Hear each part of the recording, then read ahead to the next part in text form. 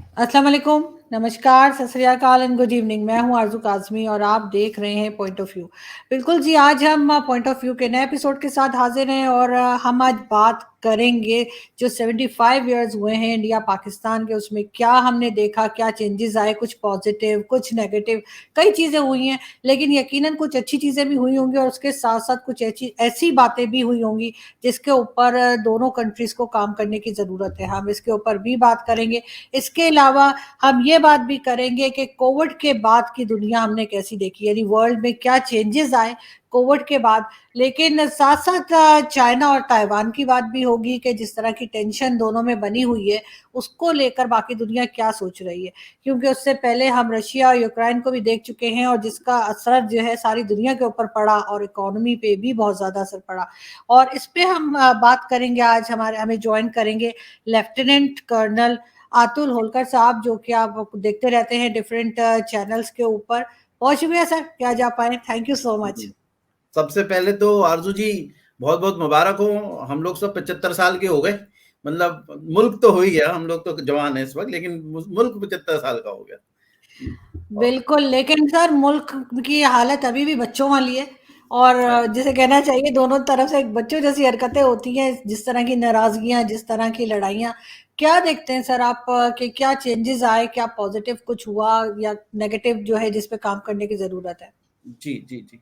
देखिए, मैं आपको ना पहले तो ये बताऊंगा कि जब हम लोग आज़ाद हुए थे और दोनों मुल्क साथ में आज़ाद हुए थे, और पहली चीज़ तो जो इंडिपेंडेंस है इंडिया पाकिस्तान की, और मैं आपको हमेशा जब भी किसी पाकिस्तानी पत्रकार से या किसी से बात करता हूँ तो वो एक चीज़ ज़रूर बोलता हूँ कि आप अपने ना सिविलाइजेशनल कनेक्ट को नहीं जुटला सकते। आप मतलब अगर आप सोचें कि मेरी स्टोरी सिर्फ 1947 से शुरू होती है तो फिर जड़ें वो इतनी मजबूत नहीं रहती, समझे? हम तो बड़े फ़ख्र से कहते हैं कि 75 years of independence and thousands of years of history. So we are an ancient civilization and a young nation. तो इसलिए हमारे लिए एक 75 ईयर जो है एज ए इंडिया जो है वो एक ब्लिप है पूरे की पूरे अपनी हिस्ट्री के अंदर। और जब हम लोग आज़ाद हुए थे ना, तो आरजू जी जो सबसे ज़्यादा हमारे अगेंस्ट आज़ादी के होते थे वो होते थे आपके चर्चिल साहब। उन्होंने कहा था कि जो सत्ता है वो हम स्काउंड्रल्स और बेगर्स और इनके हाथ में दे रहे हैं, वो आपको और हमको दोनों को साथ में यही समझते थे। और उसके बाद में this country will not last beyond a point, right? तो हमने कम से कम एटलीस्ट इस बात को झुटला दिया कि not only we lasted but we are much better than most of the countries in the world. When we had started we were drained, मतलब हमें जो है तो करीब एस्टिमेट है कि 38 trillion dollars worth of wealth जो है ब्रिटिश हमारे यहाँ से निकाल के ले गए थे। तो वी वर डेस्परेट बिकॉज हमारे यहाँ फेमिन था, हमारे यहाँ भूख मरी थी और बहुत सारी मेडिकल इश्यूज थे। उसके बाद में we were totally divided nation at that time. आप देखिए सरदार पटेल थे, जवाहरलाल नेहरू थे, आप अपनी तरफ से मतलब चाहे वो बलूचिस्तान रहा या कश्मीर रहा है, आप स्ट्रगल कर रहे थे अपने पाकिस्तान को एक रखने की, हम स्ट्रगल कर रहे थे बाकी जो स्टेट्स हैं हमारे उनको एक साथ करने की। तो उस स्टेज पे हमने अपनी आज़ादी प्राप्त की थी। और उस वक्त अगर आप देखें तो हमारा जो इंडिया का, मुझे मालूम है कि $3 पर कैपिटा इनकम होती थी, $3। और आज कहीं जाके वो 2000 जो डॉलर्स पर कैपिटा इनकम है, तो बहुत बहुत ग्रोथ है। 39 ईयर्स हमारी लाइफ एक्सपेक्टेंसी होती थी और अब जाके 70 साल है, 75 साल के करीब हो गई। तो एक अपने आप में बहुत बड़ी ग्रोथ हमने देखी है। और ऐसे नहीं है कि सब कुछ अच्छा चला। जब हिंदुस्तान पाकिस्तान दोनों ही आज़ाद हुए तो कश्मीर में जंग हुई आज़ादी की। अभी तो आपने पूरी तरीके से अपने सेलिब्रेशन ही नहीं किया तो कश्मीर की जंग में शामिल हुए। उसके बाद में वहां से निकले तो हमारे यहाँ पे बहुत सारा, मतलब एक फूड की शॉर्टेज होती थी और आज आप देखिए कि मतलब उस जगह पे आ गए जहां हम फूड एक्सपोर्ट करते हैं। और अभी इंडिया ने जब मोदी सरकार ने बीच में रोक लगाई थी कि हम वीट एक्सपोर्ट नहीं करेंगे, तो आप देख लीजिए मतलब WHO से लेके आपके कितने हेड्स ने ये बोला कि आप ये सब नहीं कर सकते बिकॉज देश को आपके मतलब ग्रेन की जरूरत है। तो हम उस बात में फक्र करते हैं कि देखिए आज हम नेट एक्सपोर्टर बन रहे हैं वीट के। और उसके अलावा भी अगर हम बाकी चीजें भी अपनी देखते हैं तो आरजू जी हमारे पास में बहुत तरक्की हुई है। सबसे बड़ी तरक्की जो हम मैं इंडिया में देखता हूँ वो रही डेमोक्रेसी की। मतलब आप समझ लीजिए 75 ईयर्स ऑफ डेमोक्रेसी, और जिसमें लोग इमरजेंसी का भी कहते हैं कि जी इमरजेंसी आई थी, लेकिन अगर आप इमरजेंसी को भी देखें तो वो भी एक डेमोक्रेटिक प्रोसेस के तहत आई थी। उसमें एक प्रोविजन है, इंदिरा गांधी जी ने उस वक्त डिसाइड किया कि होना है, लेकिन उसी इंदिरा गांधी ने 2 साल के अंदर अंदर इलेक्शन कराए थे, और जिसमें वो हार गई। अगर वो इलेक्शन में जीत जाती तो हम उसको फर्दर सफर करते, लेकिन वो हार गई और बड़े पीसफुली उन्होंने अपनी कुर्सी को छोड़ा। और आज भी अगर आप देखें, जब भी सरकार बदलती, चाहे किसी, अभी बिहार में बीजेपी की सरकार गिरी और उसके बाद में जो अपोजिशन पार्टी की सरकार आई, तो बड़े पीसफुली वो आई है, अपने उन्होंने क्लेम किया और गवर्नर को जाके दिया। अगले दिन उनका स्वेरिंग इन सेरेमनी हुई और उसके बाद में आज एक्सपेंशन हो गया। तो आपसे कुछ भी कह ले, एक डेमोक्रेसी इतनी बड़ी 1.3 बिलियन पॉपुलेशन को डेमोक्रेटिक रखना, वो बहुत हमारे में हम अचीवमेंट मांगते हैं। और मैं तो फौजी आदमी हूँ, हमारे यहाँ तो मतलब ये अगर आप ये देखें तो फौज तो कभी भी किसी तरीके से राजनीति में नहीं आई है, और हम इस बात पे फक्र महसूस करते हैं। उसके बाद अगर आप देखें तो हमारे यहाँ ग्रीन रेवोल्यूशन हुआ, जिसने हमने सेल्फ डिपेंडेंसी ऑफ फूड पे रखी। व्हाइट रेवोल्यूशन हुआ आरजू जी, मतलब हम सबसे लार्जेस्ट प्रोड्यूसर ऑफ मिल्क है और हम सबसे ज्यादा कंज्यूमर ऑफ मिल्क है। हमारा दूध के बगैर काम ही नहीं चलता। वो चाय से शुरू होती है, लस्सी में खत्म होती है, और मिठाइयों में हम खाते ही रहते हैं सुबह से शाम। ठीक है ना, मतलब वो बात अलग है कि डॉक्टर डांटता है, लेकिन फैक्ट ऑफ मैटर कि हम बहुत बड़े कंज्यूमर हैं।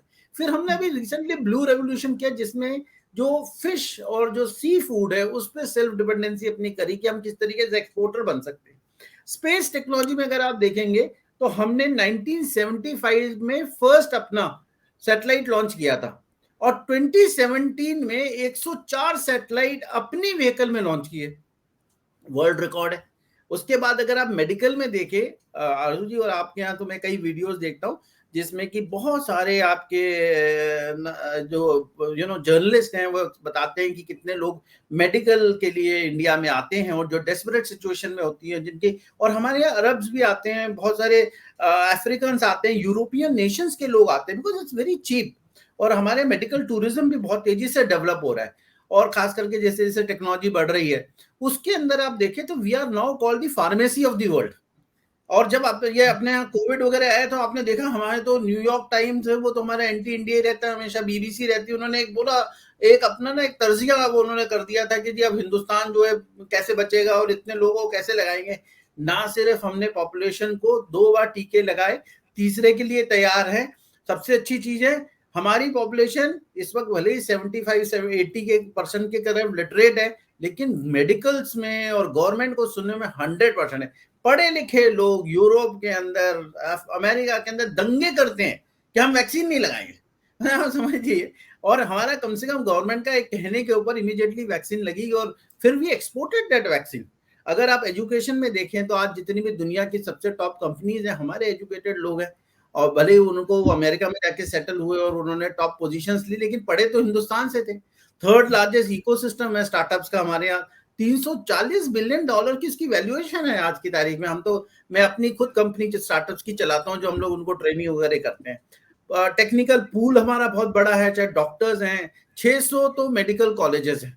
तो आप समझ लीजिए, मिलिट्री पावर, आपसे क्या छुपाना, आप ही के सामने सबसे ज्यादा लगाई जाती है मिलिट्री पावर, तो मिलिट्री पावर है। तो ये सारी चीजें जब आप देखते हैं, चाहे वो नहीं सर, चाइना भी है सर, चाइना चाइना के लिए भी लगाते हैं मैडम, आप अभी लोग। तो आप ही सामने बैठी है ना, तो अभी चाइनीज को तो हम मतलब आपसे तो देखिए, एक बात तो मान लीजिए आरजू जी, कि चाहे कितना भी होगा ना, हम एक लैंग्वेज बोलते हैं, जैसे आप समझती हम समझते हैं। कल ही मैं फकर साहब से बात कर रहा था, यूसुफ सही से, तो उनको मैं कह रहा था, देखिए इमोशनली तो हम लोग दोनों ही हैं, चाहे थोड़े पागल हो थोड़े अच्छे हो, लेकिन हैं इमोशनल लोग। अब वो चाइनीज वाइनीज को क्या इमोशन समझती हैं आप, वो कुत्ते उत्ते खा लेते हैं, वो कल परसों उनका देखा तो अलग अलग चीजें वो खा रहे हैं, मतलब आप देख नहीं सकते उन यूट्यूब के वीडियो में, आप देखने, वैसे तो आपके दोस्त हैं अच्छे खासे, और आप कहते भी वो समुद्र से गहरा और आसमान क्या वो पर्वत से ऊंचा टाइप का। तो ये सब चीजें जब देखते हैं तो Arzoo ji, we are very proud, and I was in the studios on 15th of August where we were actually monitoring Prime Minister Modi's speech, and we were all expecting in the studio what will he be touching this time, and he said ki this time we will talk about next 25 years. In 25 years, he says, I know that I will not be in power, BJP may or may not be in power, but we want this country to be a developed country by then. So देखिए, उस level पे एक vision होना बहुत बड़ी चीज है। और उन्होंने इस बार का नारा था, हर घर तिरंगा। तो पूरे रास्ते मैंने देखे स्टूडियो में जाते जाते, चाहे वो गाड़ियां थी, चाहे लोग थे, चाहे पैदल चल रहे थे, चाहे गरीब थे, चाहे अमीर थे, हर जगह तिरंगा था।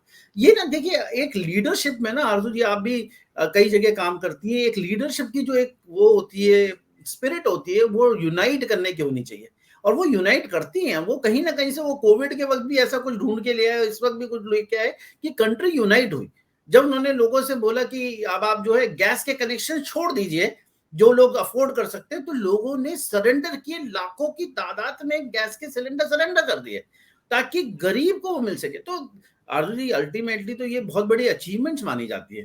तो उस हिसाब से अगर हम देखते हैं तो बहुत तरक्की करी और अब बहुत सफर बाकी है। आपने पाकिस्तान के बारे में बोला, तो मैंने एक बार आपके साथ में डिस्कशन भी किया था कि टिल 80s, यू नो, 84 85 तक, मैं कहूंगा इवन अर्ली 90s में भी Pakistan was a reasonably developed country, right. मतलब आपने जब तक जियाउल हक का, और वही जियाउल हक को भी बहुत ज्यादा नहीं कहूंगा, उन्होंने अपनी सत्ता को बनाने के लिए जो रिलीजियस पार्टी का सपोर्ट लिया, लेकिन तालिबान उन्होंने नहीं खड़ा किया था, इतनी मेरी रिसर्च कहती है। तालिबान जो है उसके 3-4 साल के बाद आए, ठीक है। तो वो जब एक्सट्रीमिज्म आने लगा, एक रिलीजियस एंगल से पाकिस्तान मुड़ने लगा, और आपकी तो आर्मी जो है मैं समझता हूँ बहुत अमेरिकनाइज थी, आप समझिए। मतलब वो पूरी की पूरी ट्रेनिंग आप अमेरिका में करते थे, मॉडर्न थे और सोच विचार भी बहुत मॉडर्न थे। लेकिन धीरे धीरे आज में एक हादसा, वो वाकया हमारे टीवी पे दिखा रहे थे, जो 14 अगस्त को 2-3 फॉरेन टूरिस्ट के साथ में इस्लामाबाद में हुआ। तो मतलब इमेज जो जा रही है, मैं ये नहीं कहता कि पाकिस्तानी ऐसे हैं, हम आप सबसे लोगों से बात करते हैं, बहुत तहजीब तमीज है, लेकिन मुल्क जा किस तरफ है, वो बहुत इंपॉर्टेंट चीज है। देखिए हम लोग बहुत, हमने भी बंगाल का फेमिन देखा और बहुत सारी चीजें देखी, हमारे यहाँ भी रायट्स हुए और ये सब चीज हुए, लेकिन डायरेक्शन किस तरफ है, वो डायरेक्शन बहुत मैटर करती है आरजू जी। मतलब और उस डायरेक्शन को आपके दोस्त भी देखते हैं और आपके दुश्मन भी देखते हैं। तो आप ये समझ लीजिए। हाँ जी, बोलिए प्लीज। नहीं नहीं, आप कंप्लीट कर लीजिए सर, आप क्या कह रहे थे? हाँ, तो मैं ये कह रहा था कि बहुत इंपॉर्टेंट है, और हम तो मतलब सीरियसली, मैं तो कोई इस वक्त कोई गवर्नमेंट ऑफ इंडिया से नहीं बोल रहा हूँ, लेकिन गवर्नमेंट ऑफ इंडिया का भी मैं समझता हूँ, चाहे वो बीजेपी हो या कांग्रेस पार्टी रही हो, we want peaceful neighbourhood, we want peaceful neighbourhood, because we will not be able to grow. और मैं आपको तो कहता हूँ, आप तो बहुत लकी कंट्री होने चाहिए कि 2 फास्टेस्ट ग्रोइंग इकोनॉमी जो है आपके बॉर्डर पे, आपने तो उसका पूरा फायदा उठाना चाहिए था। और मैं आप समझ लीजिए ना, किस कंट्री का आप बोल सकते हैं कि इसके पास में 2 फास्टेस्ट ग्रोइंग, अगली जो सेंचुरी एशियन सेंचुरी है, हम लोग तो वो उसी में फंस गए आप, और मतलब कभी इसकी लड़ाई कभी उसकी लड़ाई लड़ते रहे। नहीं सर, हमने चाइना से बड़ा फायदा उठाया, और अब आपने आइडिया दिया है तो यकीनन हमारे लोग आपकी तरफ भी जाएंगे और आसानी रहेगी, रुपया है दोनों की तरफ। लेकिन सर एक चीज और भी बताइए कि 75 इयर्स में बहुत आपने बताया कि अच्छे जिस तरीके से ग्रो किया है इंडिया ने, लेकिन कहीं ना कहीं कुछ चीजें ऐसी भी रही होंगी जो एज अ सिटीजन आपको नहीं पसंद होंगी। जरूरी नहीं है कि 100% जो है परफेक्ट बिल्कुल, रिजल्ट आया हो। बिल्कुल, वो बिल्कुल। कौन सी चीजें जो आपके ख्याल से कि नहीं होनी चाहिए थी या नहीं होनी चाहिए, और इस पे जो है भारत को थोड़ा सा, मतलब गवर्नमेंट को थोड़ा सा काम करना चाहिए? जी, देखिए, एक तो मैं समझता हूँ कि जो हमारे यहाँ पे विमेन एम्पावरमेंट है, वो अभी भी हमको बहुत काम करना है उस पर। अभी हमारे यहाँ देखिए प्राइम प्रेसिडेंट बनी, और हम लोग, मैं इतना प्राइड फील करते हैं इस बात में। She comes from a tribal background, you know, one of the last people who live in jungles and still maintain that kind of lifestyle. But she grew up, she was a teacher, she became a governor of a state, and now she is the president, and we are proud. And you see, president is a, he is the first citizen of the country, and we are proud to display the fact that we brought equality to that level, ठीक है। लेकिन फिर भी बहुत काम बाकी है जो उस जगह में होना है। देश की तरक्की में बहुत काम बाकी है, करप्शन के ऊपर बहुत काम बाकी है। अगर आप देखें तो थोड़ा सा एक रिलीजियस जो फीलिंग है, कुछ आपकी तरफ से आ जाती है एक्सट्रीमिज्म, कुछ उसका रिएक्शन यहाँ पे होता है, लेकिन वो भी बहुत कंट्रोल करने की जरूरत है। बार बार हमारे यहाँ कहीं ना कहीं किसी फॉर्म में वो मैनिफेस्ट होती है। हम तो बहुत कोशिश में लगे हैं कि मतलब वो सीरिया और इधर की इन्फ्लुएंसेस हमारे यहाँ कम रहे। तो हमारे मुसलमान जो है ना, देखिए आरजू जी, 22 करोड़ के मुसलमान है, second largest population in the world है। और I am very proud of this fact that at least 99% of them are very peace loving, and they have adjust they are, I mean, why should I say adjusted, they are part of this culture in life, right? We have grown, have been together for so long. But ये जो influence बाहर से आ रही है ना, और आप ये देख लीजिए कि इन्फ्लुएंस पूरे मिडिल ईस्ट में फैली है, आपके यहाँ फैली है, ऊपर अफगानिस्तान में फैली, तो उसका कुछ ना कुछ असर जो है वो होता रहता है। कुछ आपकी एजेंसीज भी हमारे मेहरबान होती तो वो थोड़ा बहुत कर देती हैं, तो वो एक एंगल है जिसको हमें बहुत निपटना है। तो बहुत बहुत काम बाकी है आरुष जी, और हम तो ऐसी जगह पे घिरे हैं, एक तरफ आप है हमारे पड़ोस में और दूसरी तरफ चाइना है, तो हमें तो वैसे ही सजग रहना पड़ता है। सर हम लोग थोड़ा सा चाहते हैं आप लोग जरा फुर्ती में रहे ना, आप लोग बहुत रिलैक्स ना कर जाए, शायद उसकी एक रीजन ये भी हो सकती है। मगर सर साथ साथ अगर हम चाइना और ताइवान की बात करें, तो जो जिस किस्म की टेंशन वहां से चल रही है, और साथ साथ उससे पहले हमने देखा यूक्रेन और रशिया का, कहीं उसी तरफ तो नहीं जा रहा चाइना और ताइवान भी? क्योंकि जैसे कि पहले भी एक बार बात हुई थी किसी से, और आपने भी उसके ऊपर काफी काम किया है, कि जो कोविड के बाद की दुनिया है, उसके बाद जो कुछ असर हुआ या जो चेंजेस आए वर्ल्ड में, तो ऑलरेडी लोगों ने बहुत सफर किया है, लेकिन उसके बावजूद हम देख रहे हैं कि इस किस्म की जो क्लैशेस और वॉर की तरफ जो जा रहे हैं, उस पे रोका नहीं जा रहा कंट्रीज को। देखिए आजू जी, जो हमारा पहले डिस्कशन हुआ, हम पहले थोड़ा कोविड पे बात कर लेते हैं कि कोविड, आज ही मैं करीब बहुत ही अच्छे इंस्टीट्यूट के स्टूडेंट्स के साथ में मुखाफित था, और उनके साथ में मेरी जब बातचीत हुई तो उनसे मैं यही डिस्कस कर रहा था कि Covid has change the way humans think. हम ना एक अपने ना एक बड़ी एक अच्छी सी दुनिया में रहते थे जहाँ की हर चीज स्टेबल होती थी, बच्चा बड़ा होगा तो पढ़ेगा, उसके बाद उसकी शादी कर देंगे और इतनी जमीन जायदाद दे देंगे और हम ये करेंगे, वो 90% चल जाता था। कोविड ने पूरा शेक कर दिया, मतलब आप समझ लीजिए, चाहे वो इकोनॉमी थी, चाहे जॉब्स थे, या प्लानिंग थी, या कोई भी ऐसी चीज थी, बहुत सारे लोग उसमें मर गए, बहुत सारे लोग इम्पैक्ट हुए, लोगों की नौकरियां चली गई, तो कहीं ना कहीं इसका बहुत इम्पैक्ट आया। लेकिन इसके पॉजिटिव साइड ये रहा कि जैसे हमारे यहाँ हम देखते हैं कि बहुत टेक्नोलॉजिकली हम तेजी से मूव की है, कहीं ना कहीं हमारी रिकवरी जैसे इंडिया में बहुत फास्टर रही है बनस्पत बाकी कंट्रीज के। लेकिन ये जो कोविड है उसने एक लाइफ पूरी तरीके से बदल दी। अगर आप देखें, जैसे मास रेजिग्नेशन हैं, या उसको यूएस में कहते हैं, people have started working from home, people are not running away for the money to eat much. आजकल देखे ज्यादा टाइम फैमिली के साथ स्पेंड करना सीख लिया। अब हमने भी देखे ना, अल्टीमेटली हम घर में आते हैं तो बेगम भी खुश होती हैं कि चलो घर आ गया, और अब ज्यादा देर ऐसा नहीं होता कि अगर ज्यादा देर घर रहे तो खाना नहीं मिलेगा। तो वो एक्सेप्टेबिलिटी आ गई कि भाई ये आदमी जो है ज्यादा दिखाई देगा इस घर के अंदर। तो मतलब एक थोड़ा सा एक फैमिली रिलेशनशिप्स भी चेंज हुए हैं।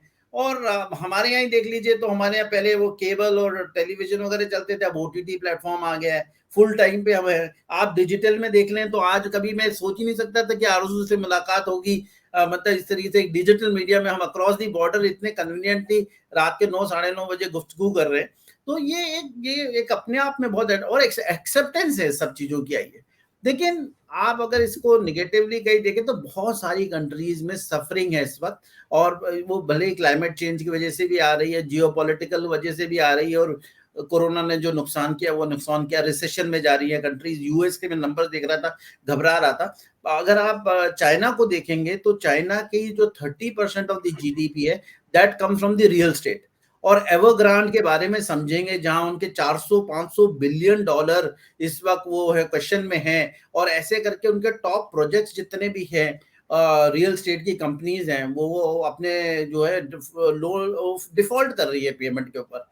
और मैंने आई थिंक आप ही के साथ डिस्कशन में किया था कि लोग जो है ईएमआई नहीं दे पा रहे हैं, तो अपने खेतों से जो भी ला सकते हैं उसको दे के आलू प्याज ईएमआई दे रहे हैं। तो कहीं ना कहीं चाइना की इकोनॉमी हिल रही है। तो ये इनका इम्पैक्ट अपने पूरे इलाके पे आएगा। और ये क्योंकि चाइनीज कोई छोटी मोटी इकोनॉमी नहीं है, वर्ल्ड डिपेंडेंट है उस इकोनॉमी के ऊपर, कई तरीके से वर्ल्ड की वो मैन्युफैक्चरिंग हब रही है। अब आते हैं ताइवान के ऊपर। देखिए, ये तो आइडियोलॉजिकल डिफरेंस है आरजू जी, जो मैं कई बार बोलता हूं कि ताइवान चाहे वो दूर रहे चाहे पास रहे, चाइना को बहुत फायदा है ताइवान के रहने से, क्योंकि दोनों का आपसी ट्रेड बहुत अच्छा है। चाइना पे पाकिस्तान, चाइना ताइवान पे भी डिपेंडेंट है फॉर माय लॉट ऑफ से अपनी चिप्स की वजह से है, या बाकी और टेक्नोलॉजी की वजह से। और सेम थिंग जो आपका 42% ऑफ ट्रेड जो है ताइवान जो है वो चाइना के साथ करता है। लेकिन हाँ, मेजर इशू क्या है, वो आइडियोलॉजिकल है। जब तक वो हांगकांग चाइनीज लोगों को चिढ़ाता रहता था कि भाई हम इंडिपेंडेंट हैं, हम इंग्लिश में बोलते हैं, और हम जो है अपने हिसाब से चलाते हैं, हमारे न्यूज चैनल अलग हैं, हम, तो चाइनीज को बड़ी प्रॉब्लम होती थी। अब देख लीजिए तो उन्होंने हांगकांग का क्या किया। Ultimately Hong Kong as a hub and international business entity is more और less not non existent now. तो वो ताइवान के साथ उनकी समस्या ये है कि ताइवान जो है वो डेमोक्रेटिक है और ये अथॉरिटेरियन रूल है। अब वहाँ ताइवान की जो टेलीविजन और ये सब चीजें जो वहां पे मेनलैंड में देखी जाती होंगी, वो तो कहते होंगे यहाँ तो जेल ही नहीं होती इनको, इन्होंने अपने प्रेसिडेंट को चेंज कर दिया, इनके यहाँ तो इलेक्शन होते हैं। तो वो कहीं ना कहीं तो बड़ी प्रॉब्लम वो जिनपिंग को होती होगी कि यार ये कैसे में हमारे लॉन्ग टाइम थ्रेट है ना, इसके ऊपर लॉन्ग टर्म थ्रेट है कम्युनिस्ट पार्टी के लिए। तो एक मॉडल एग्जिस्ट करता है जो चल सकता है सक्सेसफुली, उसलिए वो ज्यादा प्रॉब्लमेटिक है। दूसरी बात क्या हो रहा है कि जो ताइवान जो है वो किसी न किसी तरीके से जो है, आपको देखिए उसको सपोर्ट मिल रहा है वेस्टर्न कंट्रीज से, बाकी लोगों से, तो वो चाइनीज को जो है प्रॉब्लम कर रहा है कि ये हमारे पास ना हमेशा एक थॉर्न रहेगा। दूसरी बात, कहीं ना कहीं जिस तरीके से इकोनॉमी हिल रही है, तो मिस्टर जिनपिंग चाहते हैं उनका अक्टूबर में इलेक्शन होने तक कुछ ना कुछ ऐसा मसला सा बना रहे ताकि लोगों की अटेंशन वहां डाइवर्ट रहे, और वहां नेशनलिज्म है, तो नेशनलिज्म जब होती है तो ऑब्वियसली ये सारी चीजें कवर हो जाती हैं। लेकिन हम तो खुश हैं, हमारे पास में वो हमारी जो बॉर्डर है उनके साथ में, या लाइन ऑफ कंट्रोल है, उसकी वजह से लाइन ऑफ एक्चुअल कंट्रोल कहते हैं उसको, एलएसी, तो वो उसके ऊपर भी एक प्रेशर जो हमारे पास है, हम जानते हैं कि वो ईस्टर्न फ्रंट का जो प्रेशर है वो भी उसको झेलना है, तो सोच समझ के ही चाइनीज जो है करेंगे। लेकिन हमने बहुत ज्यादा आरजू जी इनसे वो नहीं परेशान होते, क्योंकि इन्होंने लड़ाई नहीं लड़ी ना। लास्ट इनकी लड़ाई हुई थी वियतनाम में, जिनके इनके तो बड़ी हालत खराब हो गई थी। तो उसके बाद, अच्छा दूसरी बात, इनकी जो ये जितने सोल्जर है ना, अब आपके और हमारे सोल्जर तो आते हैं hard core soil, son of the soil type. मान लीजिए मतलब पाकिस्तानी आर्मी में जवान जो है और ऑफिसर जो है, यंग ऑफिसर की बात करूं जो नया नया आता है, वो सन ऑफ दी सॉइल है, जज्बात हैं, अपने मुल्क के लिए करते हैं। ये एक बच्चे वाले वो हैं, फैमिली से सिंगल चाइल्ड वाले। अब मम्मी पापा ने इसको पढ़ा बड़ा किया होगा, कितने वो टेडी बियर दे दे के, अब वो उसमें से निकले हुए बच्चे हैं। अब इनको उठा के वो जबरदस्ती फौज में डाल दिया। मैंने इनकी एक वीडियो देखी थी, जब हमारे गलवान पे अटैक हुआ था, तो इनको जब बॉर्डर भेजा तो सारे रो रहे थे बस में बैठ के, और बड़ी मतलब वो सारी ट्विटर पे चली कि देखो ये कितने घबराते। तो कहीं ना कहीं चाइनीज जो है वो एक मतलब कोई बहुत टाइम टेस्टेड फौज नहीं है, तो डराएंगे, लेकिन मिसाइलें छोड़ेंगे, पटाखे टाइप, और पर उसके बाद क्या करने वाले, वो एक मगर लेडी। सर 62 में तो काफी टफ टाइम दिया था इन बच्चों ने, जिनको आप बता रहे हैं कि वो रो रहे हैं। लेकिन 62 में फिर क्या हुआ था? सर रजनी आप बेटी घबरा पाकिस्तानी के से आप ये बात कर, बोलेंगे। मैं वीक पॉइंट उठाऊंगी सर, पाकिस्तानी से नहीं बात देखिए, कर रहे हैं, सोचिएगा। आपको मैं बताता हूँ कि जो वन चाइल्ड पॉलिसी ना वो 30 साल पुरानी है, 62 में नहीं थी।